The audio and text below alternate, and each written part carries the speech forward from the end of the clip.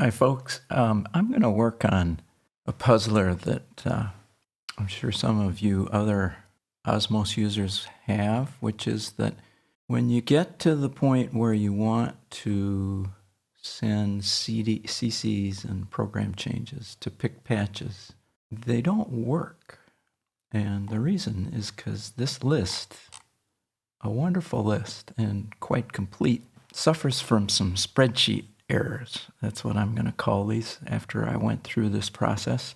It's got all the patches, but somewhere along the line, as somebody was doing some manipulations of this list, they deleted some things that got things out of whack, and as a result, this list doesn't correspond to the actual patches. So I'm going to show you about that. I'm going to show you how I fixed it, and I will put a link to a correct version of the list, or at least correct according to this process, down in the comments. So here we go. Starting with the Haken Editor. First thing, let me bring in an Excel spreadsheet because that's where we're going to start.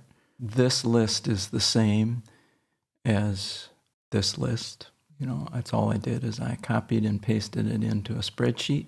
And so the first step that I did was to spread all these using the data text columns tool.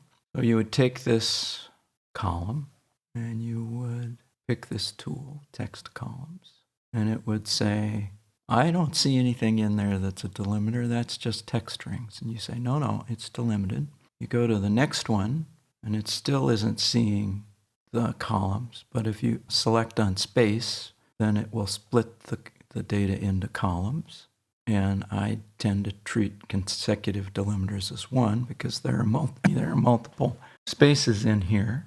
So there's the trick there. And you can see that now it's splitting it into columns so that we can manipulate it. And if I clicked finish, it would splash over this. So I'm not going to do that. And then the other thing I did is I added a column of patch numbers, just numbering the patches from 1 to 529, so that if I wanted to put this back in patch number order, I could sort on that later. So those are the two steps that page represents.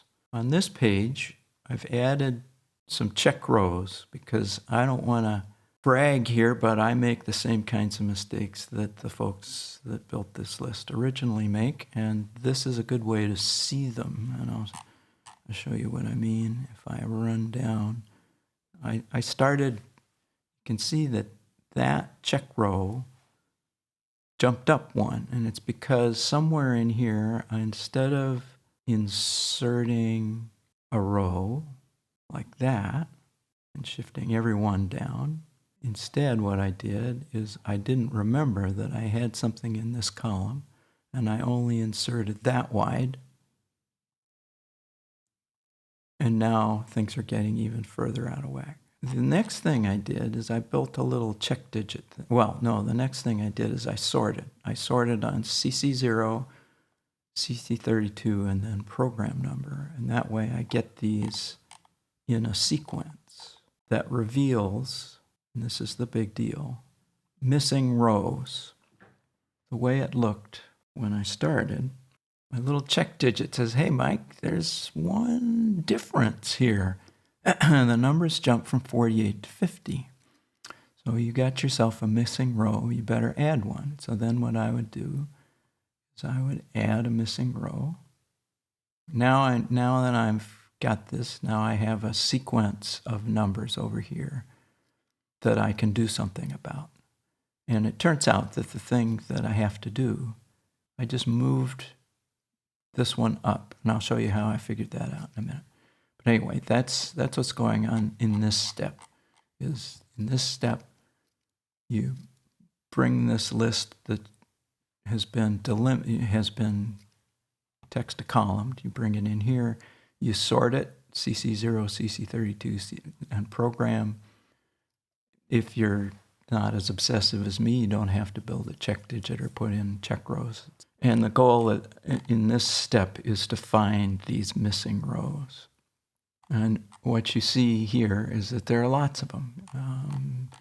And each time there's one, what's going to happen is everything in this group is going to be wrong.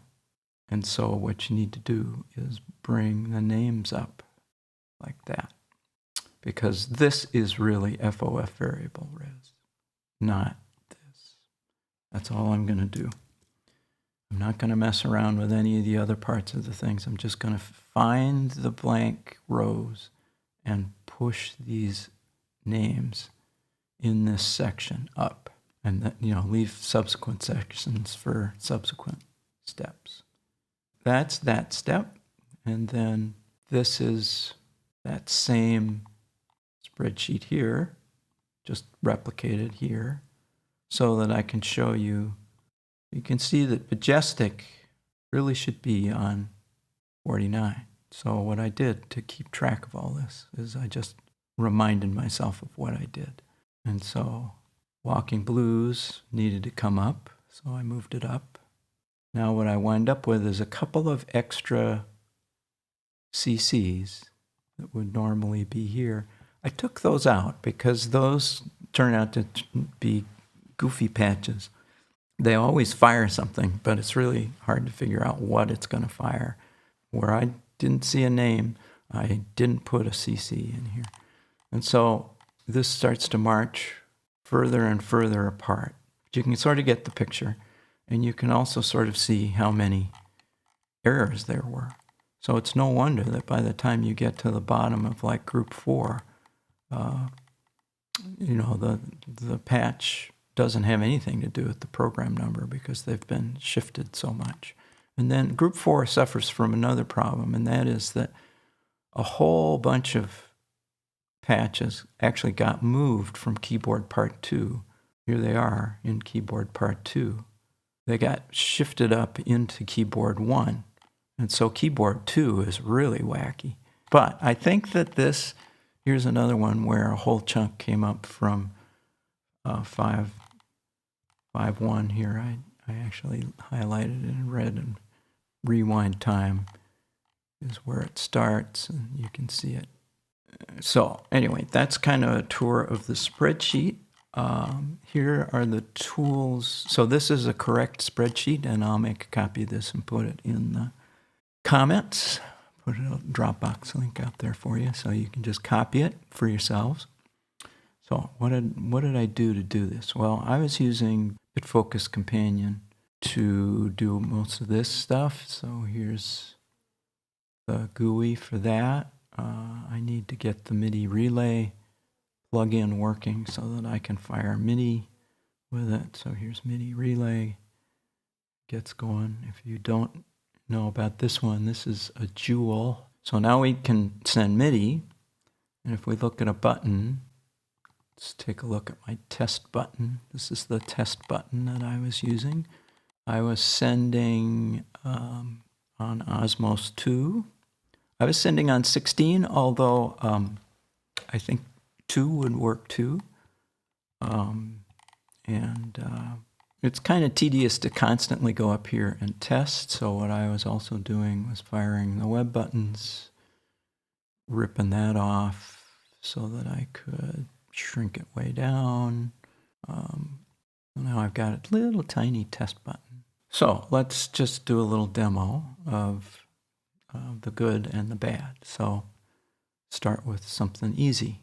CC100. 1, 0, come on, 0. So here's the big drum roll. Let's make sure that this works. Oh, and the way we're going to check is we're going to watch the Haken Editor. You can't, unfortunately, see it on the Osmose, so you have to run the editor while you're doing this. It fires a guitar, and it actually sounds like a guitar. Ta-da. All right, so let's go to one that's wrong. We'll just go down here until we find the first one that's wrong. And what we are supposed to do, according to the list, is use program change 50. But when we do that, we're not going to get Majestic. We're going to get something else. We push the button, and we get Paris, Texas, which is not the same as Majestic. So how do we fix that? We push it up 1 to make it number 49. We bring all of its friends with it because this error propagates all the way down the list now. Every single one of these are now off by 1. So we bring the whole list up. We try number 49. We fire it. And what do you know? There it is. That's it, folks. That's kind of what I did, and hopefully it will be useful.